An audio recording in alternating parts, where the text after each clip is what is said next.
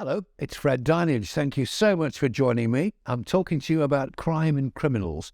Today, a rather special criminal by the name of Charlie Richardson. This was his book, written just before he died, in conjunction with a dear friend of mine called David Meikle. It's called The Last Gangster. And indeed, in many ways, Charlie was the last of the old-time gangsters. The Kray twins were dead. Charlie was the last one standing, if you like, and now he's gone as well. He was an extraordinary man, in many ways the thinking man's gangster, because he was highly intelligent, very well read, and indeed had actually done an open university course as well. Quite an extraordinary bloke was Charlie Richardson, who didn't need to be a gangster at all. His childhood was fairly ordinary. He was brought up in Camberwell in South London. Even as a young teenager, he began experimenting in scrap metal deals. He could spot a good scrap metal deal, and he was very good at it. He was making money as a young lad. Then, when he was 15, he had his first brush with the law. He stole a car, got caught, and got put away in a detention centre. When he came out, he went full-time into the scrap business and was making an awful lot of money. Then along came the army. They wanted him for national service. Charlie didn't want to do national service. As he said to me, "Fred, I was earning hundreds of pounds a week. Why would I want to join the army for £1 a day?" So he was determined not to join up. He turned up at Aldershot, where he was required to attend. Told them he was mentally ill. They wouldn't have any of that. Told them he'd got problems with his limbs. They wouldn't have any of that. And Charlie wouldn't have any of the army. He simply walked out, caught the bus home to Camberwell, and had lunch with his mum at home. Of course, the police came calling. Charlie tried to bribe them, as he did with the police very successfully later in his life, but they weren't having any of that. Eventually got sent to Shepton Mallet Jail in the West Country. It sounds quite exotic and quite pretty, but in actual fact, trust me, I've been there. It was a very, very grotty place indeed. He got sent there, and that's when he first met the Kray twins, Reggie and Ronnie, who had a similar sort of experience when it came to being called up for the army. They were called up for the Royal Fusiliers at the Tower of London. They were really determined not to do any national service, but they thought, we will do it if we can be physical training instructors.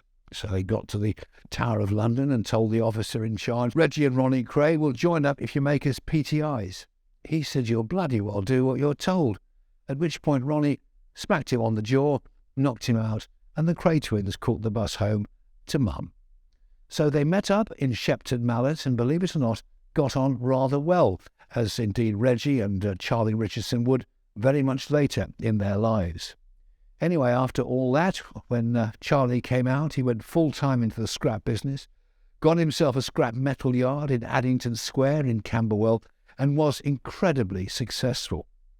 This was also the location for the dreaded Richardson gang, the so-called torture gang, and we'll be talking all about that and the trial that eventually brought Charlie Richardson down a little bit later.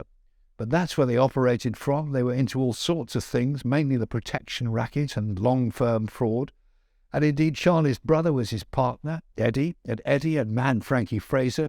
They were into fruit machines. They had several hundred fruit machines all around the country, and Charlie would also add protection to that. He would guarantee to protect the machines in exchange for a certain amount of money.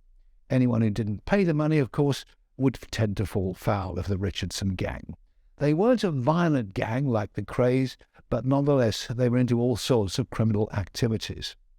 Eventually, Charlie thought there was more to life than just scrap metal and crime, so he went to South Africa. He went into mining and again was incredibly successful. Everything Charlie touched seemed to turn to gold. The South African Secret Service could see what was going on and came to him and said, "We've got a deal for you.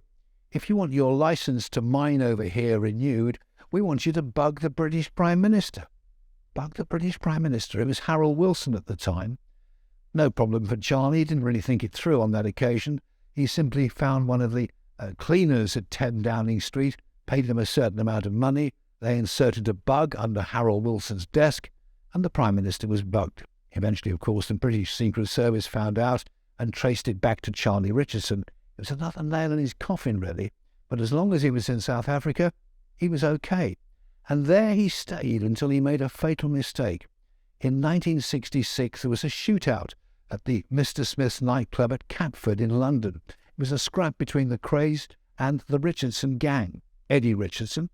In that particular scrap, a member of the Kray firm, Ronnie Hart, was shot and killed. Eddie was also shot and also got arrested by the police.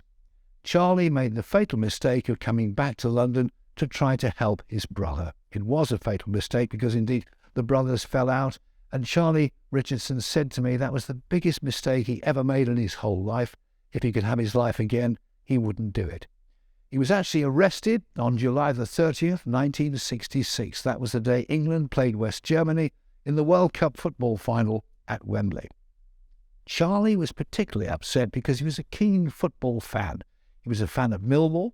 Indeed, at one stage in his younger life, he'd been on the books of Chelsea, so he was a good footballer himself. He was really annoyed because the police said, "You ain't going to watch the World Cup final."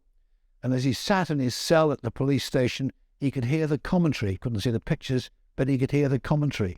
And he heard Kenneth Wolstenholme, the commentator, at the end of that game come out with those immortal words, "They think it's all over. It is now."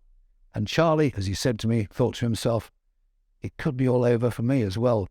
And it was, because that was the start of the long trial, the torture trial that brought him down. We'll have more about that next time we talk. Good to see you. Thank you.